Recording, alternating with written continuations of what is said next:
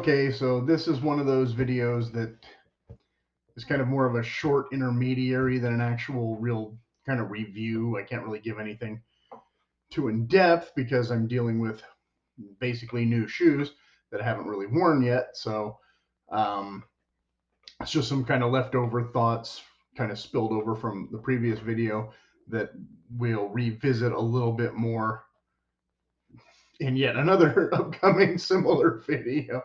But like I said, I wanted to touch on I promised myself that I would never kind of do an unboxing video, so this is hopefully not too much like that. Like I said, I was talking about the Oliver Cabell boots before, and how I had gone for more of a, just a regular round toe, just a no frills kind of, heritage look for when I wasn't feeling very mock toe, I guess. And, again, the kind of boot that most people would probably think is a true indie boot, but is not. And like we said, a couple of videos ago. Two things about it though. One of the things that I didn't get into before is it does have the lining leather, that kind of glove lining or whatever they call it. Except in this boot, it's not very stiff or firm or kind of uniform with the outer leather. So it has kind of this potential for kind of gapping and bubbling. And another thing was that they had shipped it with the rawhide laces. So I don't know if these were returns, and that's why I got a little bargain. They didn't seem to have any wear, but they did have a lot of scuffing, which is really, I think, more evident on the other boot. Yeah, you can really see. They had quite a bit of scuffing right in the box, and I wrote them an email, and they kind of, I don't want to say they were trying to gaslight me, because they said, well, these are pull up leather, so they're going to show abrasions, pretty early on in the wearing process. And they said, well, the lining leather is, the boot is built around a last, so the lining leather, is going to reflect that. And it's like, okay, well, I didn't, argue with them, but maybe, but with the lining leather, I think that the other brands that I've seen that have it, none of them have this kind of loose, floppy feel to it. And I don't know, like I said, if that's going to bunch up and create hot spots or just wear a hole.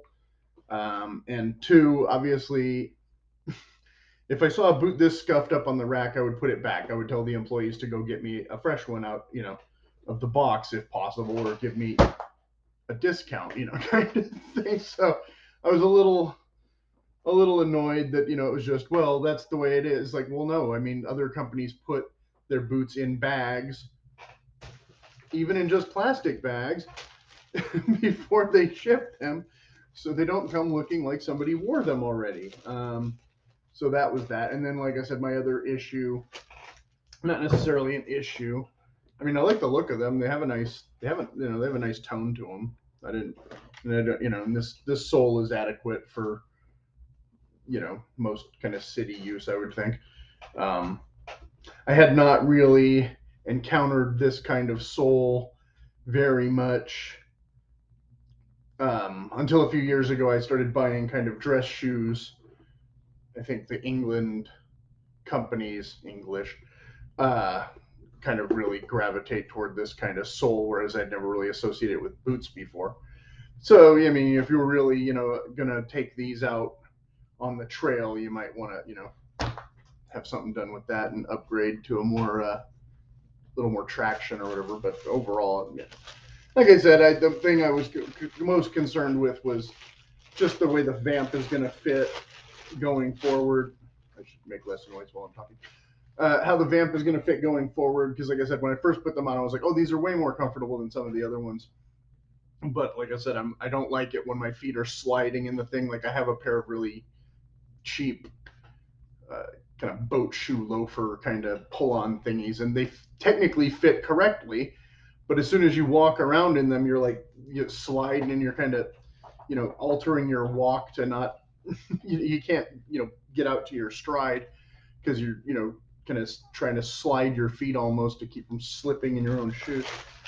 Um, so I guess my comparison is between those and, like I said, not so much the Thursday captain as the Thursday president, which I'm trying to unbox as we go. I had an issue with Thursday in that they say in the boots go down a half a size. Well, I did that with the captain and it worked out just fine. However, I tried that with the diplomat and the president and found that the president was even worse than the diplomat for absolutely smashing my feet. I could barely get into them. I had to end up having to return 2 pairs. But I didn't end up settling on 2 colors. So one is kind of the similar brown to that one. It's not quite the shade of brown I would necessarily pick, but as you can see, it's not all scuffed up. The laces are, I think, flimsy crap. I don't know. I probably will just end up having to remove those. The outsole is the exact same outsole, or looks like the exact same outsole anyway. The lining leather is black and, oh, what do you know? Firm on one side and a little floppy on the other side, so maybe they weren't lying on the other brand.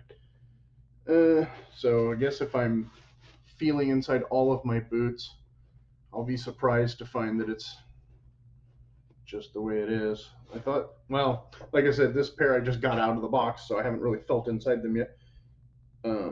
But other boots that I have that are similar, like I said, I haven't noticed that sagginess in the lining, but there's that. Like I said, the cost was about the same. I don't know if there was a special on those or I got free shipping or whatever the deal was. This particular color, I think I got off Amazon. And basically, I wanted this kind of boot a little more than the captain boot. Like I said, none of the fake cap toe, not that grungy kind of weather beaten look that isn't quite dressy. Like I said, I think I would probably put a sole more like these on those and just use them as work boots than trying to use them as hiking boots or something. And I think a lot of people use the term dress boot now that is just, I guess, silly, frankly, for my. I mean, like in the old days, as far as I know, wingtip boots were for the wealthier guys, but they were still considered casual shoes. Wingtips were always considered casual shoes. It's kind of funny because like the poorer people probably couldn't afford any embellishments on their shoes, but they only owned work shoes. Whereas the wealthier people had work shoes and play shoes, kind of thing. So you'd have your pretty shiny shoes to wear with your, morning dress or whatever kind of predated the tuxedo. And you'd have your wingtips and stuff for when you went go, walking out in the country and hunting pheasants and such. And so those were actually the casual shoes. So now people look at wingtips today and think, oh, those are very fancy. Those must be dressy, when technically they're more casual. So the idea that there's dress boots and that our dress boots are actually the casual boots of the aristocracy of 120 years ago or whatever. Anyway, but these, like I said, I didn't buy them to be dress boots, and they do have the speed hooks. The other model with the eyelets, I didn't bother to bring in the box. I have a couple of photos. I think the other color came with uh, eyelets instead of, or other color, rather it's the same model. Um, so yeah, like I said, I give me a chance to wear them and see how it goes, and I can give you a better review down the line.